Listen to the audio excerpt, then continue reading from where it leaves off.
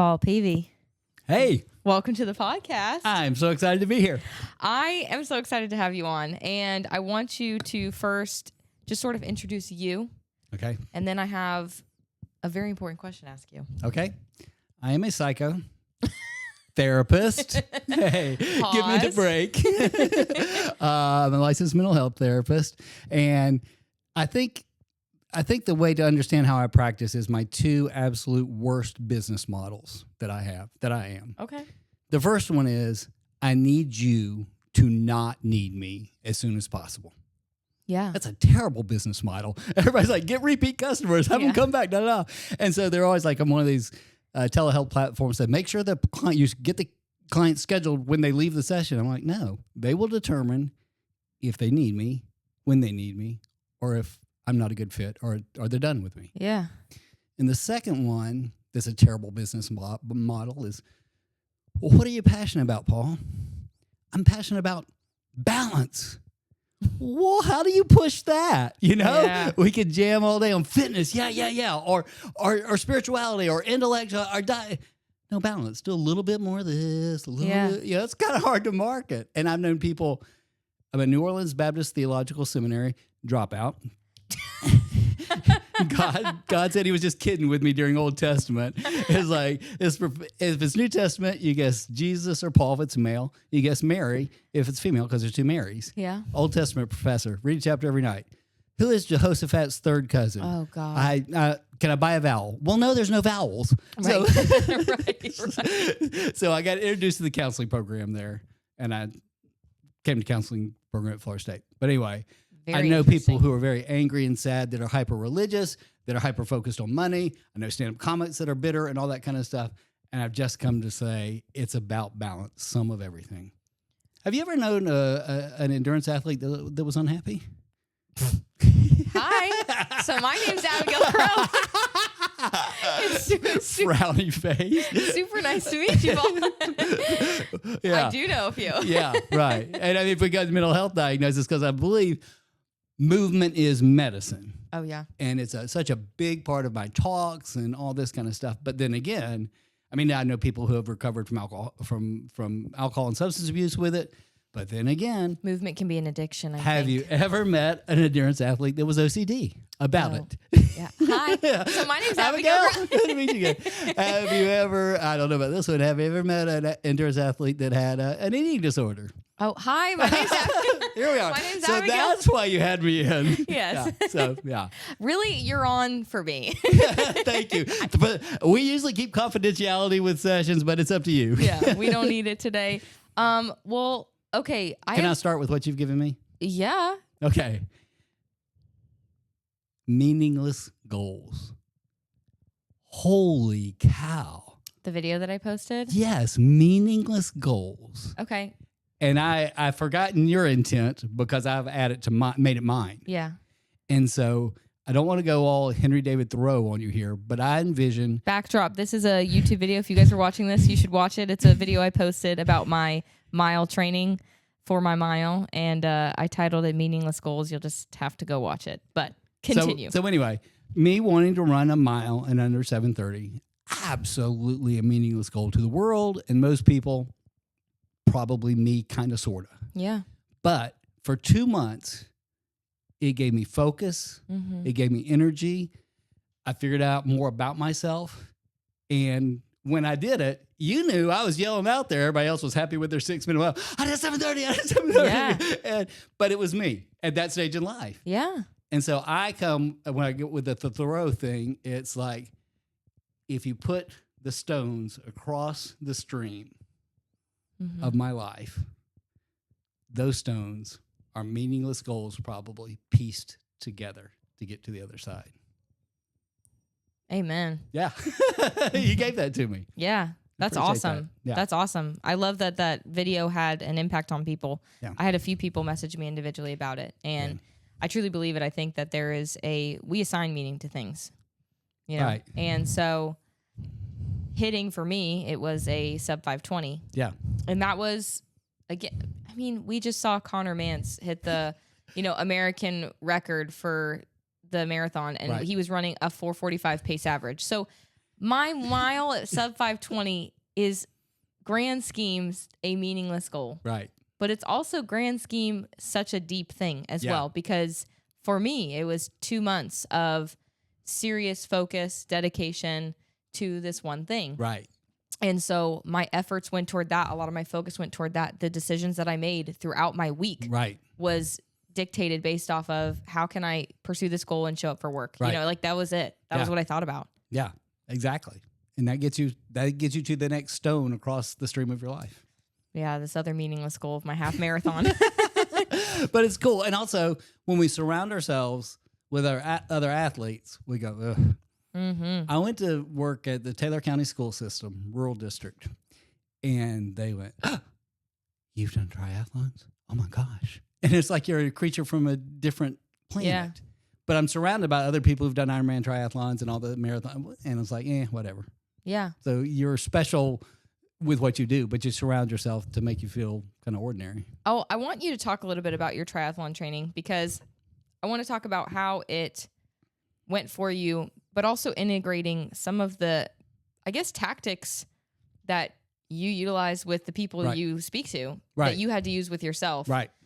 Things that maybe you struggled with, things that maybe you learned that you were like, whew, this is actually harder to put in practice than I realized. Yeah, right. The human body does have limits. And I laugh with you talking about heat training, because we live in Tallahassee, Florida, so it's a no-brainer. Yep.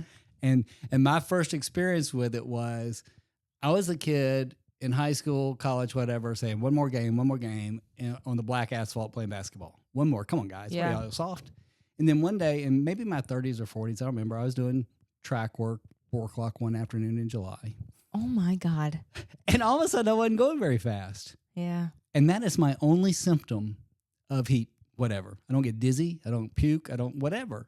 And so when all of a sudden I'm going slow and I can't, and it lasts about 2 weeks, I'm like, okay, I know what this was, which you met me at DECA. Yeah. And I had that happen and I did not know it.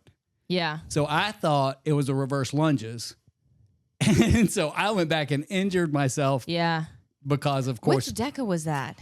I did 2 years ago. There was a DECA mile that I did good in. Yes. Was it a DECA Strong? And then DECA Strong was slower than my DECA mile. Wow. So that was definitely heat related, but I thought it was my reverse lunges. And again, like you've said and we've talked about, what I really did was injure my ego. And so then I went and umpteen thousand the reverse lunges and hurt myself. Yeah. Yeah. So, yeah. So what I really did was hurt myself. But I cheated Ironman training because my wife's done 6 Ironmans. So we had trained together. We're not breaking up weekends. Right. We're doing family stuff. My daughter was a swimmer at the time. And even at a swim meet, we'd set up our bike trainers beside the pool and go. We'd be those people. And it was cool. Oh, wow. And then I'd come home in the evenings over the summer. Basketball playoffs were on. We'd have the trainer set up in front of watching the Lakers play. Yeah. That was nice. Simple.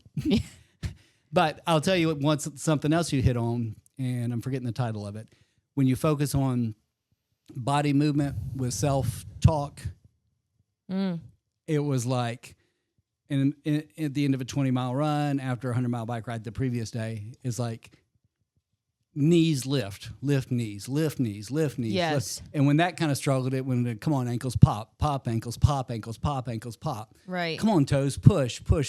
So going body part by body part, system by system, talking through it. Yeah. And I was talking with an athlete the other day about, I was a volleyball player, and she was like struggling, and she said, "So you're saying?" She said, "I can't." Da da da. I'm like, "So you're saying, Paul? I can." I said, "No, don't lollipop and lie to yourself. Yeah. Say, get my feet in position, get my hand in position, go to the objective, and take the emotional out of it completely." Because sometimes we go emotional and we try to be happy, joy. We know we're lying to ourselves. Right. And so stay objective with technique and body parts and that kind of stuff. So I like that, especially in endurance, long run, lift knees, pop toes. I keep thinking about upper body and swing, but you don't want to do that to burn energy. Right. But then if I thought about it, I said, maybe my posture would have been better if I had done that. Yeah. Get to the next light pole. When I'm really tired, I actually do.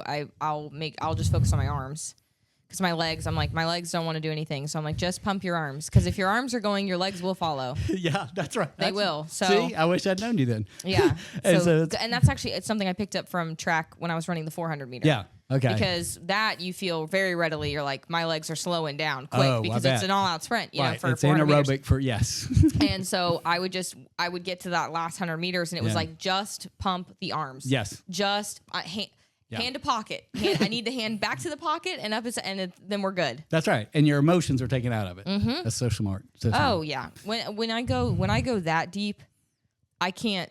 There's no emotion. Yeah. Other than, I mean, there's the sensation of pain. Yeah. And my experience of it, and that is it. Yeah. And the rest of it is just go. Yeah. I would say the biggest lesson was don't make your decision about how long you want to go halfway out. We had done for a long run? for our long ride, we'd done 50 miles of our 100-mile bike ride. Yeah. And I looked at Sherry and said, I'm feeling good. How about you? She said, yeah. I said, well, let's go out 5 more miles. And so then the last turnaround. that last 10 miles of the 110-mile bike, I always say the beauty of the bike is when you push your right foot down, the left pedal automatically pops up. Yeah. That did not seem to be happening. I'm like, what in the world? Yeah. And so, yeah, don't overestimate what you're doing halfway through and out and back. Oh, God. How would you describe a triathlon in 3 words? Fun, and funner. Really? Yeah. I don't believe you. No, because if you weren't a swimmer in high school or college, Mm-hmm. they're going to kind of suck at swimming. Yep. And so we knew that. Yep. Biking is always, you're a 12-year-old. You're on a freaking bike. Yeah. And if you're in an aero position, you feel like a rocket. Yeah. And so that's cool. Run. At the end of the run, the end of an Ironman is like a Magical moment. is a spiritual moment. Like in Panama City, you can hear the crowd cheering a mile away. And somebody's like, oh, that's got to suck because and you're like, no, that lifts you. Yeah. That lifts you. And I think the beauty of the Ironman is everybody who's there has seen somebody in their family or a friend give up their weekends, their nights, their life to do this. Right. And so I think that's the aura about the whole thing. Yeah. That last mile, I feel like, is probably both an eternity and nothing, at the same time. It flies. The mile before that sucks, yeah. the second to last mile. The penultimate mile. Yes. Yes. That one is brutal. Yeah, it is. Why is there no longer such a thing as sports psychologists? All right. So I'm going to say the word real. Real psychologists just get tired of people saying sports psychologists and thinking they were psychologists. Okay. So they sued them or something and made them shut that down. So if anybody presents to you as a sports psychologist, they're trying to overhype themselves. Okay. They're now a sports performance consultant. And I see it in literature all the time. And I'm like, you guys need to be honest about who you are and You what you are. can't say sports psychologist. No, you can't.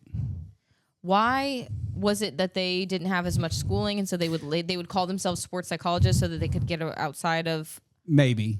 Okay. Yeah. And so I'll give you the lowdown that most people don't know and want to hear. I have a master's in mental health therapy. Okay. I'm going to be a licensed mental health therapist. I can do everything a psychologist can do except for administer a few tests.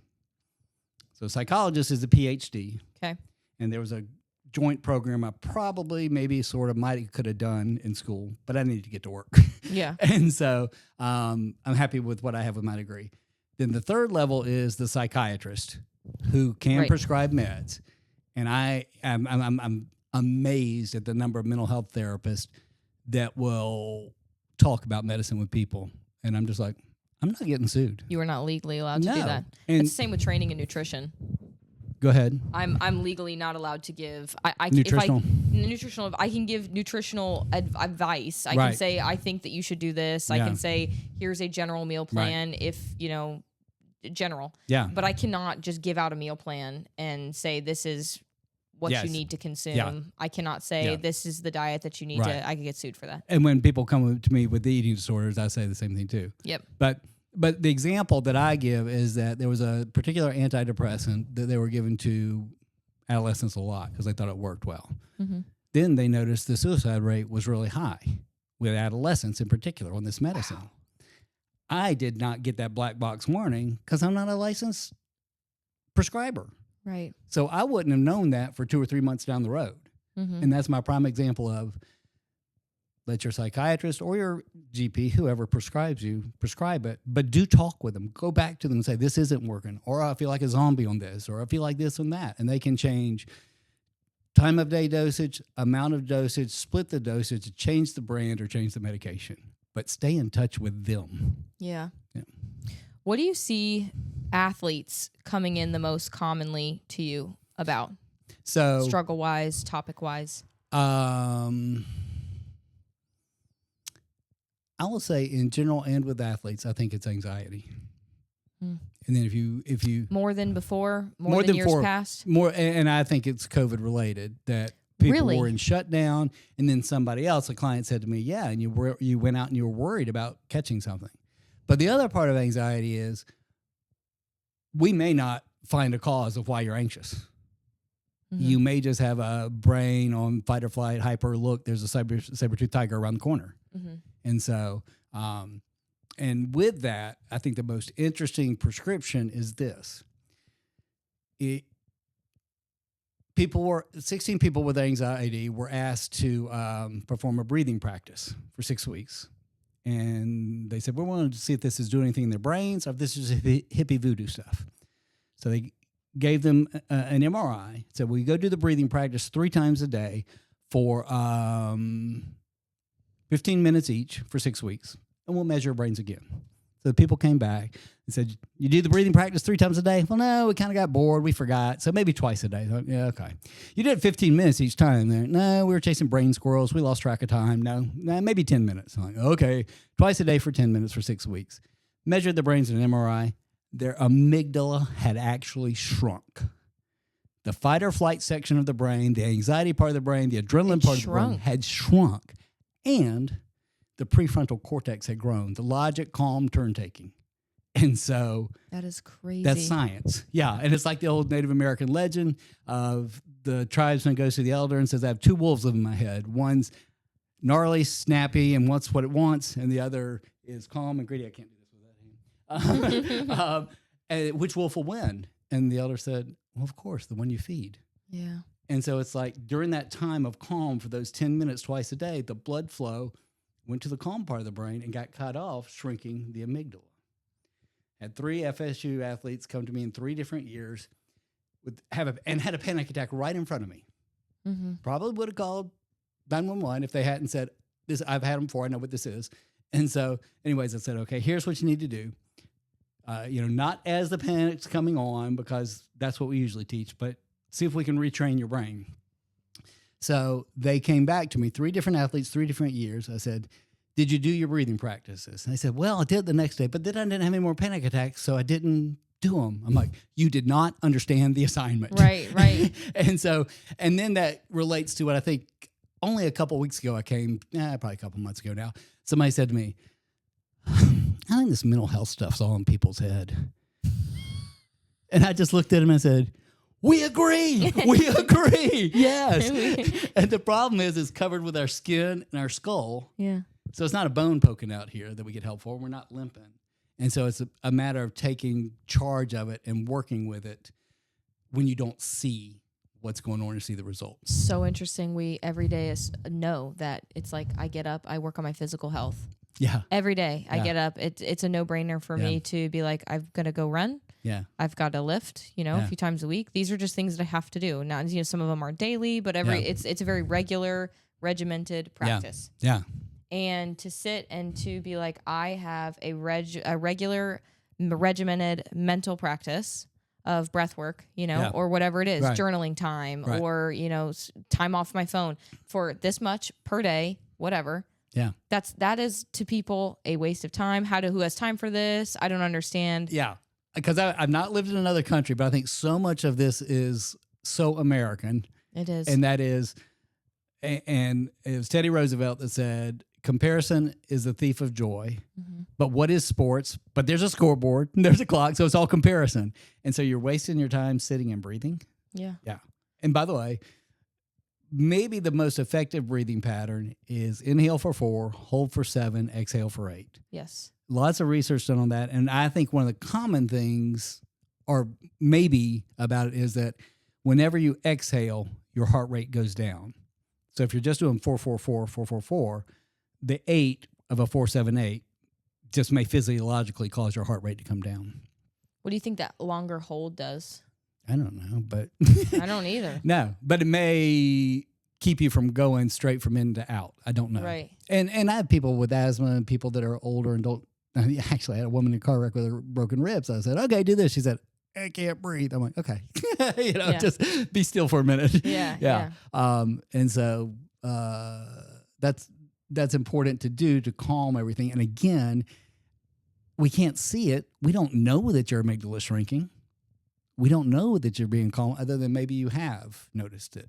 But it's hard to do as a prescription without the problem right in front of you. Yeah. It's interesting that even in a society where you can go on social media and people will tell you social media is bad for you, and it's, everyone's comparing and it's a highlight reel, and, you need to get off your phone and be still. It's like we're all going on social media and looking at those things. Yeah. You know what I'm saying? Yeah. And we still look down on people who are kind of just sitting and pondering out the window. I mean, we really do. It's like even in the element of, you need to go do this, and you need to have, this. Shoot, I mean, for Christian people, it's like the Sabbath is literally in the 10 Commandments. Right. It's like, take a day. I mean, God's like, take a day. Right. And the idea of us taking a day, it's like, you lazy, And that's been hard for me with training. Yeah. And that sitting down a day is like, I feel good. I could go. And probably why I haven't progressed very much in my strength training, because I'm like, I don't really want to take a day off. I don't really want to take a day off. But something you said, too, the other day, I think is really smart. You were talking about hard weeks followed by whatever weeks. A down week, yeah. Or Our easy bodies don't know what Sunday is and what Monday is. Absolutely. But we act like it does. And that's why I've never followed a Monday, Tuesday, Wednesday, Thursday thing. I'll do however many days, on, off, whatever. Same thing with reps. I don't count because my muscles don't know numbers. Mm-hmm. So it's not, I know there's a big argument, just before failure, do you know what failure is? I'm like, I know I've got something too light, and I know I've got something too heavy, and I know when I'm done. They know fatigue. Yeah, they know fatigue. Exactly right. And so, and I think, and you can tell me whether you buy into this or not, the newer research that says that you can get bigger with up to 30 reps. Yes. And I don't shoot for 30 reps, but at least it makes me feel like, well, I need to keep going here because I'm not worn out. So, yeah. What do you say to a client that comes in? Would you call them a client? Yes, yeah. Thank you. What would you say to a client that comes in and is really anxious and is struggling with anxiety, but they don't do breath work. They don't have necessarily like a very good social life. They don't have, they have, 7-8 hours a day of screen time. Mm-hmm. What are the things that you're tackling first? Okay. There's a guy named Martin Seligman who his branch of therapy and psychology is called positive psychology. They wouldn't let him into the standard psychology field because he was saying these things will make you happier. And these clinical people were like, well, you can't prove happiness. Right. And so he has fought it for 30 years and whatever. And so there's a branch now that's recognized called positive psychology. Yeah. And so the first thing I ask people is, what is your movement pattern? And I want to say, I'm all about hit and burning it and all that kind of stuff. And they're like, I said, well, how about going out for a walk? Going out for a walk, get sunshine in your eyes. Yeah. Take off your sunglasses your first 5 minutes if you run. You got cool wraparound glasses, but still. Yes. And I'm big on no sunglasses, actually. Okay. Yeah. Right. So, and again, when I worked in Taylor County Schools, I drove an hour and 45 minutes. That sun in my eyes, number one, was through a windshield. Number two was through sunglasses. It didn't count. Yeah. And then I'd see all those other teachers who got up and jumped in their car and went into the school building. Yeah. And so doing that, getting sun in your eyes, getting a walk. And again, this positive psychology thing was have a pet, draw, doodle, whatever. I've seen some beautiful scriptural doodle journals that people would draw with it. And I'm terrible at drawing, but I search for their creative whatever to make them feel better. And here's another terrible marketing ploy for a therapist. Research indicates that people who journal daily, religiously, as a habit, as a job, get way less out of it than people who do it spontaneously. Mm. So it's like, when you feel it, do it. But I think it's the old, I'm going crazy, is the old stuff going round and round and round in your head. And when you write, it has a place to come out. I feel that. And people say, I don't want to keep doing it because, I will never stop writing. I said, well, you'll never stop thinking about it if you don't. Right. You will come to an end. And then the best therapist in the world gets to read it, and that's you. Yeah. And you get to go, well, no wonder I'm so pissed. And then I think there's 3 different kinds of journals, or 3 journal pieces. One is the vomit journal of all the blah, blah, blah. Yep. Then it very often turns to a logical journal, which is usually the future. Well, here's what I'm going to do about it. Yeah. And here's my plan. And the third is the gratitude journal that is just shown to change people's moods, belief, and appreciation for what they do have. It's interesting that all of the suggestions you gave was adding to someone's life. It was never taking something out. Yeah. Yeah. And that's what I hear most people. It wasn't go on your phone less, only do limited screen time. It wasn't,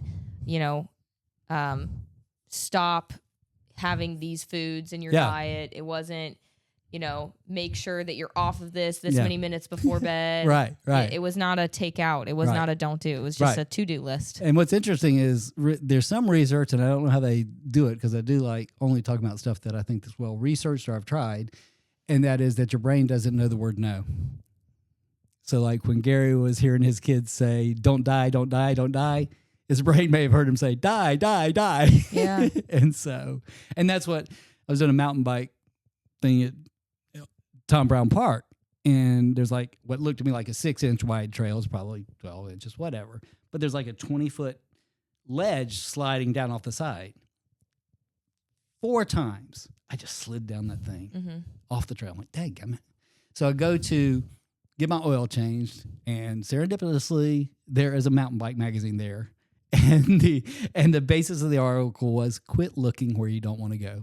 Yeah. And so I just, not to mention your head's a bowling ball, so it leans it that way. Yeah. So the next time I'm out there, I just stuck my head to the trail, stayed on it. Yeah. So again, with people, if you got people that annoy you, you got people that bug you, quit looking at them. Yeah. Stay where you want to go. With people who have those ruminating thought loops that seems to it is all they hear is that no, and whatever that no means for them, that thing that continues to go in their brain. What do you recommend for people to stop focusing on that? Because I'm sure you've experienced this with your clients. Sometimes it feels so overwhelming. It's like no escape. There's no reprieve that people can get. Right. And it feels like I journal, the loop sort of begins. It might pause for a little bit, but tomorrow's a new day, Can start again. Yeah. There's an old theory that I've forgotten about, but it keeps popping up again and again. Have a rubber band around your wrist. I talked to another psychologist about this, and it was he gave the same suggestion. Right. And I was like, my wrist would be bloody. Well, and then like with a diver, when I talk with them, they can't have anything on. So, well, slap your thigh. And your brain will go, ow. And it stops that thought. So then talking with another guy today, he is really looking for a replacement. I have an athlete who competes on the same team as her ex-boyfriend, and he just keeps kind of wandering into her view. And so her mantra is, you're dead to me. I was like, well, that's pretty final. Let's say, I'm not going to ask you about your weapons in possession, but that's okay. But those kind of strong statements to switch the brain to a different direction. Yeah.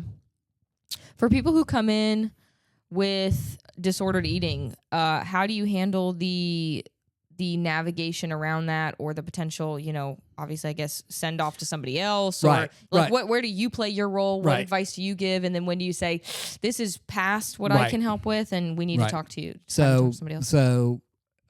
I'm on the Bright Side telehealth program, which with my license in Florida, I get to serve the whole state of Florida and the country of Miami. And that's real.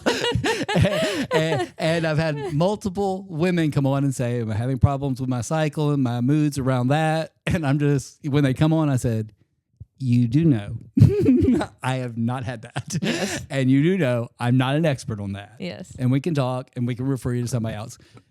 They've all chose to stay with me and research whatever. The eating disorder is something I really feel like I am, again, like you talked about with the training and the nutrition, not qualified to do. Yeah. And I have people connect with nutritionists along with that, and if they can find a specialist with that. My favorite story of eating disorder with athletes, and I couldn't find it, so maybe I made it up.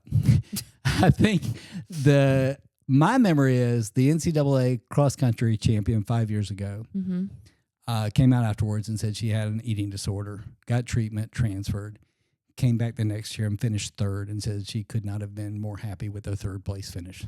A much happier person. And then if you just Google eating disorder and NCAA cross country champions, you get a list of people and things like that. So I think the most recent person was a steeplechase person. And she said she had somebody reach out to her who said she was in the hospital weighing 90 pounds getting treatment, and her coach emailed her, said that he thought she might need to lose a little more weight. Yeah. Yeah. That's real though. Yeah. And that's why I'm happy with sports like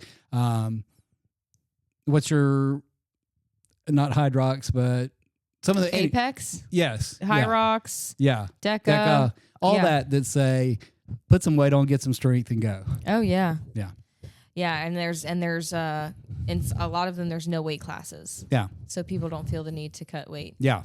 I remember I have nothing bad to say about jiu-jitsu, really, but I was, and the weight classes are, you have a choice. You don't have to cut weight for a tournament, but I had decided to, and it was like kind of the beginning of the end for me. Okay. In terms of just my own struggles with eating disorders and things like that, because I had grown up with, I want to preface, there's a big difference between disordered eating and an eating disorder. Okay. Yes. And I'm also speaking from the perspective of I'm not an expert on this. Yeah. I just have a personal experience with it. So important. That's it. Yeah. But there is a difference between disordered eating and an eating disorder. And I had grown up with some disordered eating. I grew up also to just genuinely very like active, tenacious person. And so I was working. I got to the point where I was about 14, 15. I was obsessed with working out. It became kind of a place for my OCD to both calm and marinate itself in a new way and create a new monster. Yeah. And so I would work out like 3 times a day, every day. And I would eat like a normal teenage girl. So I'd have like a protein shake and a salad and, some candy or whatever. And that was it. And what you don't realize is that you now get yourself into exercise-induced anorexia, and you'll have things like REDs and all kinds of other issues. And I didn't even know then. Like I was completely unaware. Yeah. And then I get fast forward, 5 years later, I go into jiu-jitsu and I'm cutting weight for this tournament, and I realize the fixation I have with getting my body weight super low, with the leanness, with the hunger, with the whatever. And then also what people don't realize is all the compliments that come with that. Oh, I can't tell you how many people, and they don't know, this was not their fault, but I can't tell you how many people when I was walking around just to market. Yeah. And I mean, I was rail thin, but also I was very muscular because I had gained a lot of muscle by then. Right. So I was, cut. I mean, I had a 6-pack abs walking around like shredded. And so the amount of people that, oh my gosh, you're so fit, and oh my gosh, you look so good. And, and I thought, oh my God, I'm starving and I don't care, Right. This is my food. In this moment. Is feeding me. Yes. But also, check me at 2 p.m. I'm going to stand up and I feel like I'm going to pass out. And, so there's so much that goes with it, but it's like sometimes the sport, you don't know it until after. It was like after the turn, I kind of had an idea it was becoming a problem. And then when the tournament ended, you don't have to be a certain weight anymore. Right? Yeah. There's no thing. Yeah. There's no thing. No guardrails. And you're also starving. Yeah. Yeah. And you also have, and then you look at the blood work that goes with it and the hormones that get, completely just torn apart because of it. So it's like, and that was a year later, I got all that checked out. Yeah. And it was in shambles. So you don't realize the long-term effects of some of those things when you're in the middle of it. But, so you just immediately kind of offload it to somebody else. And I say, if you want to talk to me about general stuff, but please see a specialist about this. Yeah. And so it's one of those things that's really hard because I I think any addiction, it's like you could just stop doing it. You know? That's the great American philosophy. Yeah. Well, you're just weak. But food you got to eat every day. You do have to eat that. That is the So, problem. Yeah. It's a thing you got to face all the time. Yeah. And I do have several 300-pounders and stuff on from Brightside on telehealth. That struggle with binge eating and things like that. And I say, you know, Or emotional talk to your eating talk to your nutritionist about this. Get a plan with them. We'll talk about the rest of your life. Have you ever noticed that people have come to you with links related to, you know, breath work or journaling and positive positive reactions to things like disordered eating or things like the ruminating thoughts in general, where that wasn't necessarily the thing that we were going to treat, but they come back and they said, actually, I feel like way calmer and I don't feel as emotional around these things. Yeah. Has that ever been a thing that you've Yeah, because it does create an overall sense of being, a better being. But, I mean, we can't argue either with, number one, genetics, how we're wired. I say that God kind of ran out of the focus juju when I was on the factory belt. So he said, well, let's just replace that with endorphins. Yeah. He'll be happy as he can be. He can't know that he can't pay attention. Right. But everybody's wired differently. And then the environment you grow up with, if there's a lot of yelling, abuse, trauma, or neglect, that forms your brain of, I got to take care of myself. Or I gotta be. And I heard somebody say this the other day that I thought was good as a psychologist. And she said, remember, your brain is not put there as its main function to make you super successful, happy, and all this great thing. Your brain's put there to make you safe. Yeah. So all this other stuff may be risk-taking that you're not ready for or you expect the worst of. What do you see the most common trend with endurance athletes in terms of personality traits or issues that clients come to you with? I don't think it's beyond OCD. You know, just OCD. More. And then it may not be classic OCD, but it's more. And so it's the success to get there. I can remember my first year in triathlon. I was constantly finishing fourth just off the podium. I'm like, all season I can focus on my nutrition. I can do more of this. I can do more of that. I could do whatever, or I could enjoy my life. Yeah. And that's kind of the way I went. And I think that's the other thing is people with work and responsibilities, it's got to have its place. I can remember turning around from a midweek bike ride going, I really need to do some paperwork and that I'm not a professional triathlete. Yeah. And just be okay with that. Yeah. They can use their work as a self-regulatory mechanism. That's a good point. Yeah. I do work. And quality time with family and all that kind of stuff. Yeah. What are your 2 world records? Oh, thank you. So in Ironman, Florida, it is after you do your 2.4 mile swim with a zigzag, it's probably 2.7 miles, but that's okay. Then your 112 mile bike ride. Then you go on your little 26.2 mile jaunt running. And so it's a loop course for the run. So these kids were playing basketball in the driveway. So I said, when I come back by, I need you to throw me a really crisp chest pass because I cannot bend over to catch it. So sure enough, I came back by. They were standing there. I said, hit me with a pass. They hit me. I did the greatest slow motion extended layup possible, and I made it. So I believe I am the unofficial basket scoring leader in Ironman history. There you go. That's amazing. Yeah, it's fun. Yeah, it was like, it's got to go in because I cannot bend over to get the rebound. It's got to go in. That's why it's in slow motion. So anyway. Hey, your brain doesn't know no. That's right. It's got to happen. That's right. So, and then the other one was what I said earlier, the world's worth business model. You know, you don't need to need me. And hey, let's get passionate about balance. Like, whatever. What is balance to you? So I'll work out. I have spiritual time. I laugh and I joke. Spend quality time with people I love. Physical touch is a huge deal. Mm-hmm. And that's kind of it. And for other people, their artistic expression. My art is words. And so self-published a couple of books that have sold in the tens. Tens. And that's okay with me. Yeah. I'm not a book marketer. Yeah. And I've put it out there. And just those kind of new, again, those meaningless goals from thing to thing of, do I want to write something? Do I want to play here? Do I want a competition coming up? To just keep those going. How does your faith influence your mental, the meaningless goals you pursue? How do you think faith integrates with, other clients that do have a faith? Right. So I'm real comfortable, and a while back, and I think AA gets all the credit for being able to introduce spirituality into psychology. Yes. Because it's like, we may have been burned by organized religion, probably. and so we're going to say a higher power. Yeah. And then people usually come to something that's recognizable by tradition as a Christian or Muslim or Jew or whatever. Right. So for me, it really is about total peace. I'm forgiven, and I get this ride here to do, and I think you and I have a similar philosophy. I think we're put here to serve. Yeah. And so, that's what I'm doing. And so I'm at peace with that, and I can do whatever I want with that kind of peace.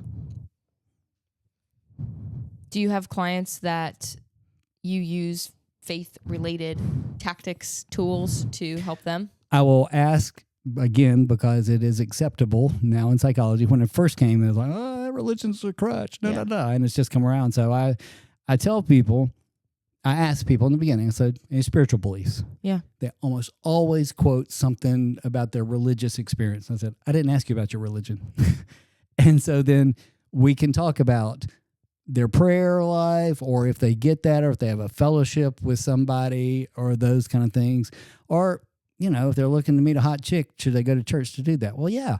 But it's the fellowship. I think so. I think honestly, even if you're not necessarily you don't have to be some devout Christian. Yeah. Finding somebody at church is probably not a bad idea.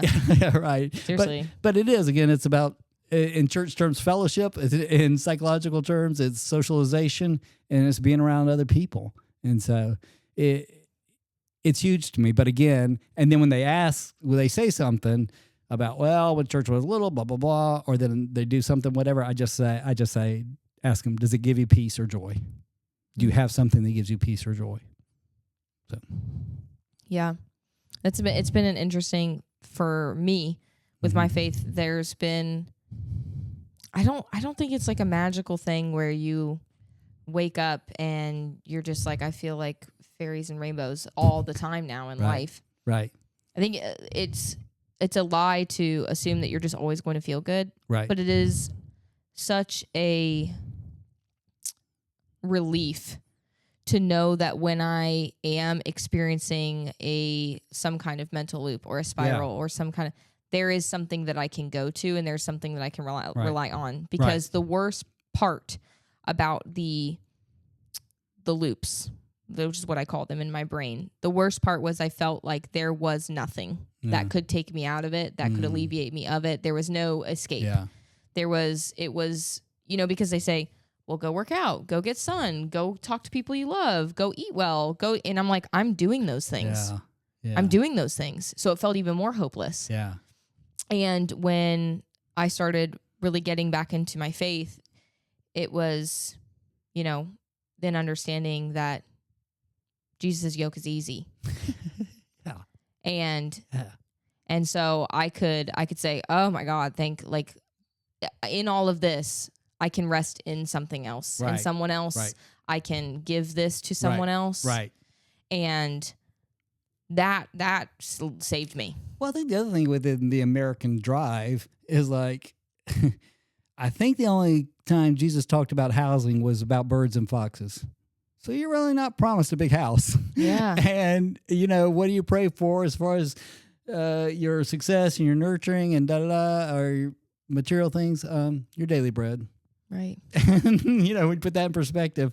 And again, going back to psychology, the Maslow's hierarchy of needs is shelter, safety, security, emotional love, and those kind of things. So most of us have those bottom line things met, and we're just worrying about a bunch of nothing. My favorite first world problem analysis is if you have a complaint about a particular sports analysis, you have really first world problems. Yeah. A particular sports analyst, oh, he's broadcasting today. I hate him. Da, da, da.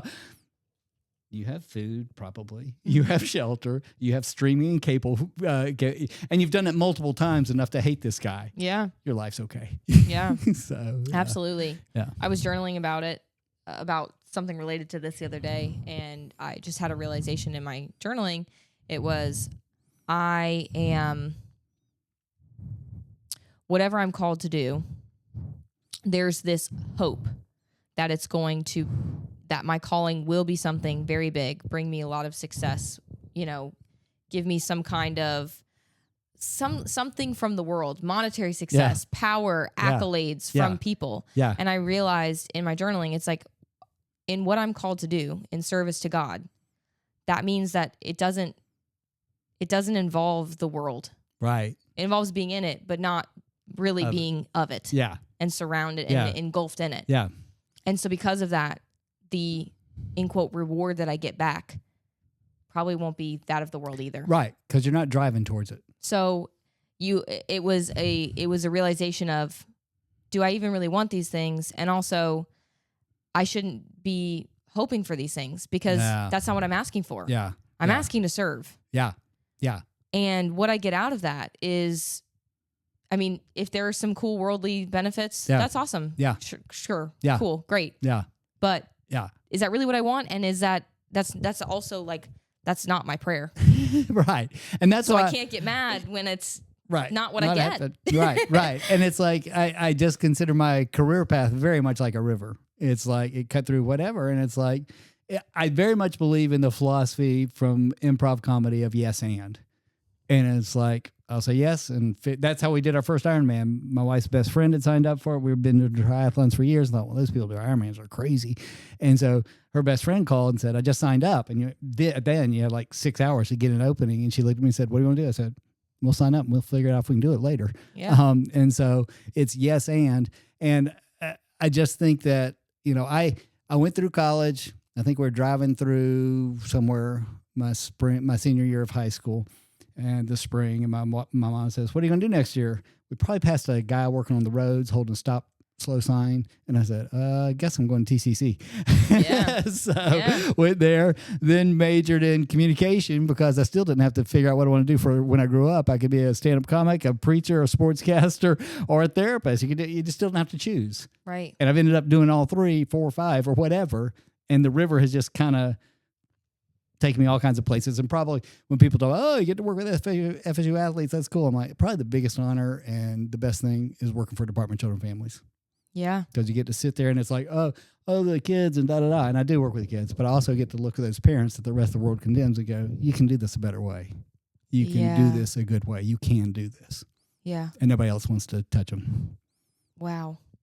That's powerful. Yeah, that's good. I feel like I have so much that I could say about that. I think in the U.S. especially, I just gotten back. I realized something about the U.S. when I was in Iceland. Okay. That'd be epic. And I was walking around and you'll feel this peace. And I'm like, am I just in peace because it's like there's a rushing water next to me, in a stream? Am I at peace because, I'm in quote on vacation right now? Right. Am I in And I'm like, no, this is it was a deep feeling. Uh-huh. And there was an element of, I didn't feel like I needed to earn my spot there. Human being, not human doing. Yeah, in the U.S. And I perpetuate this, so I can't even condemn the U.S. for this. Right. But it's, you existing is not enough. Yeah. Like the U.S. is, the entire concept of how the U.S. runs is non-biblical. Right. Because Thank you. Yes. Because it's you existing is not enough. Yeah. Earn your way here. Mm-hmm. Work harder, do better, make more money, this kind of thing. I mean, it's like you can make $500,000 a year and they'd be like, and? Which is, it's just like anywhere else in the world. It's like, that's so amazing and impressive. That's impressive in the States, And when you go to Iceland, it's like you existing is enough. And it's powerful. crazy. People still work hard, and people still do things, and people still, and they also take time with their families, and they also enjoy, you know, the polar nights when it's like dark all the time, and they don't work as much. And it's like, I find it so funny because I constantly get caught up in the both do more, do better, work harder, whatever, and also come to the place of you existing is enough. Like the only thing God ever calls you to is Him. Yeah. You know, people search all their time for their calling. That's great. It's like people. Well, I mean, even me. I'm sitting there. I'm like, what's my calling, and what's the? And you sit around and twiddle your thumbs, and it's like, your calling is to hang with me. Yeah. And to also be present right now with what you're supposed to be doing. Yeah. When you're supposed to do the other thing, I'll call you. Calling. Yeah. Oh, how about that? A calling. I'll give you a call when it's time. Yes. So until then, just like, and it's not just sit and be miserable. It's like sit and enjoy. Yeah. Yeah. Yeah. And just like be here. Right. And do now. Right. And the opportunities and the people will come, because that's what I'd say is don't take away the connections you have with people and what you're doing for them. Well, I mean, because the present's all we've got. Yeah. If you're too aware of what could be and what's going on, then you're literally not living in right now. Yeah. In what is it, the Screw Tape Letters, the demon, he talks and he says, you know, the enemy, which is God, it's like he has this thing, you know, that he calls his humans to do, and it's, you know, to go into eternity with him, and he has them do this by interacting with this thing they call the present. Because the present is when time touches eternity. Yeah. Yeah. And so I truly believe that us being out of the present is us being away from God. I like that. Or just life, the beauty of life in and of itself. Yeah. Yeah. There was a quote and it says, if the devil can't make you sin, he'll make you busy. Right. So you're just and I love that treadmill from exactly. Yeah. And that's why I think I love that you've said that just about American culture and even American religious culture. It's just like, no, it's not about being busy. Yeah. It's about serving and sitting and Because even in the church culture, and why I still sometimes have a hard time with church is there's still a to-do list of looking good, being the best, you know, in your life and as a Christian, you know, and posting about I'm not just doing the best as a human, but also as a servant of the Lord. Humbly. Yes, humbly, a humble servant of the Lord. Exactly. He's humble servant. Exactly. Yeah. A little oxymoron going on. But it's very interesting to me that in some of your advice that you give people and tips that you give people, practices that you give people, a lot of them do involve in some capacity or another being still, yes, or being present. Yes. Whether it's breath work, going on a walk, you know, journaling. That is really true. Spending time with family. Yeah. And like you say, it's not me saying don't. Yeah. And say do this. These things. Yeah. And all of these practices, it's being still and being present. Yeah. I mean, even things like cold plunge. Yes. It's like, what else are you thinking about in those 3 minutes that you're in that cold water? Good point. You know? You're not capable of worrying about whatever. Yeah. And yet we're sitting in this society filled with, you know, constant go, distraction, social media. Yeah. You know, I I viscerally feel worse when I get off of social media. Okay. And I think one thing, and I told an FSU student today, and I believe this too, that this is a terrible place to say this, filled our ears with podcast. Oh no, we're on a podcast. When we used to turn up the speakers in the car and just jam out. Yeah. So imagine the endorphin difference between those two things. Oh, I'm getting smarter and angrier versus just jamming out the meaningless lyrics. Oh yeah. Because also I can't tell you the amount of podcasts that you think that you're going in and you're listening and you're learning something new, and then the topic switches to doom and gloom, end of the world, social media's killing you. Sorry guys, I'm making it worse right now. Social media's killing you. Something political, something, and it's just something. Even some of the self-help podcasts, it's like another to-do list of all the things that I can do to make myself better. Yeah. And that's why with clients, I really just fish for kind of how they're wired with whatever their creativity is or makes them feel happy. If it's music, if it's painting, if it's drawing, if it's walking, if it's athletic expression, that's what they need to honor, because I think that's a part of what they're wired. Although my mother learned to paint at 89, so don't discount, you can learn new things. That's awesome. But you got to want to do it. Yeah. What is your hardest experience that you had to get through, and how did you get through it? Probably. And if it's super personal, you obviously do not have to share. No, I would just say the most recent was probably 2 months ago. I'd seen this sibling group, 2 boys, single mom, when they were 12 to 18. And so then now one had turned 30. I saw on Facebook that he was murdered. And I hadn't been in touch with this family. And so then I, messaged the mom saying, I'm so sorry. And then so 2 days later, she asked me if I'd do their funeral. And again, when you talk about, anyways, I was going to say this earlier, like people say, why do bad things happen to good people? And I'm like, well, we chose to leave paradise. Yeah. So we're in Satan's world. And so that's the only logical explanation I know. And so, again, that's why I say honor what you do with your clients. Yeah. Because you don't know the meaning you have in their lives. Yeah. And so it was cool guy, turned his life, become a welder, invited all his friends to learn to weld and all this kind of stuff. And his nickname was BOGO because you asked him to come. He was going to bring somebody else too. Yeah. He was going to, see somebody at the convenience store. Hey, we're going here. You want to go? Yeah. And so just a real giving person that his life was wiped out by a friend. Yeah. But you ask about hard things. I have a client, and I'm getting in trouble for saying, I need you to know I can't actually empathize with you. And people are like, what? And I'm like, no, I'm honoring your hurt and your trauma so much to say, I haven't been through that. Yeah. I have not walked a mile in your moccasins.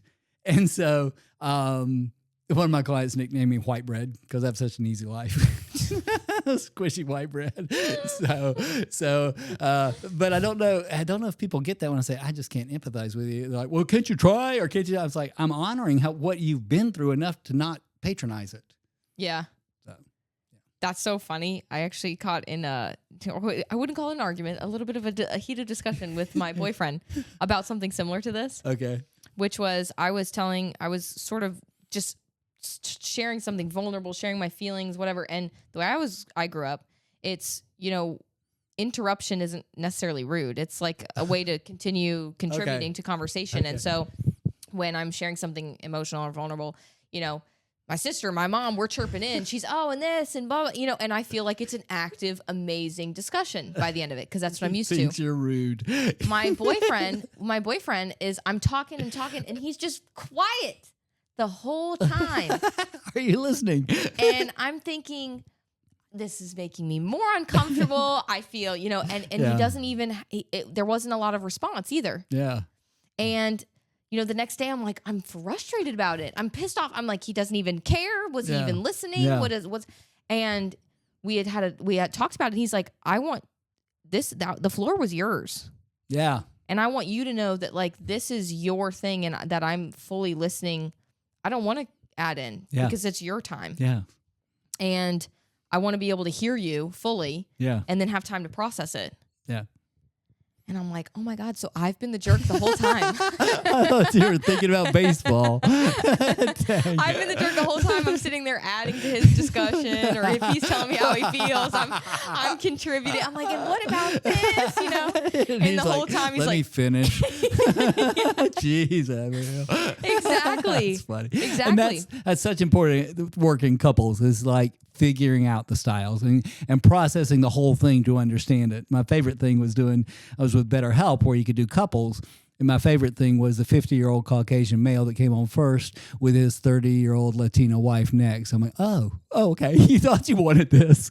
And it was the classic stereotypical argument. Like, she's loud. Da, da, da. She's like, I'm not mad. I'm just loud. Yeah. So, figuring out how to process that stuff. I'm like, thank God there are not people like that. I'm not with someone like me. Yeah, really. I mean, at each other all the time. God that there are people different than I am. That's good. My wife and I are jigsaw puzzle people. We're the opposites. Really? Yeah. Yeah, I think that it works so well if you can communicate, and navigate well, and you're relatively aligned in values. Ultimately. Yeah. I don't want to be with someone like me. Because that's what I tell my wife. I say, Blame's a trooper. I wish you'd laugh and joke and cut up and da-da-da. We'd be laughing and homeless. But anyway, yeah, it's good to have somebody to keep us between the rails. Yeah, absolutely. Yeah. I know. I'm the freak out. What? Oh my God, doom and gloom. And he's the like very steady, like it'll all work out kind of person. Yeah. Yeah. And sometimes I almost like try to poke the bear, like freak out with me. Yeah, come on. Freak out with me. Show me you care. Yell. Why are you? Yeah, exactly. Freak out. Yell. You don't even care. Yeah. Exactly. And he's like, I actually do care, and that's why I'm calm. That's right. Really. Because if we both freak out, it's going to be bad. Right. We need an anchor in the storm. Before you go, Paul, I want you to share just a couple. What is like ultimately piece of advice you'd give to athletes listening to this in terms of just their athletic pursuits, or something that they could start implementing today, right now? Right. I would say look at your goal setting. Is it realistic for where you are today? And make it something. I always set 3 goals. One was a realistic goal, and one was a hey, wow goal, and one's a hallelujah goal. And the hallelujah goal happened at the mile for me.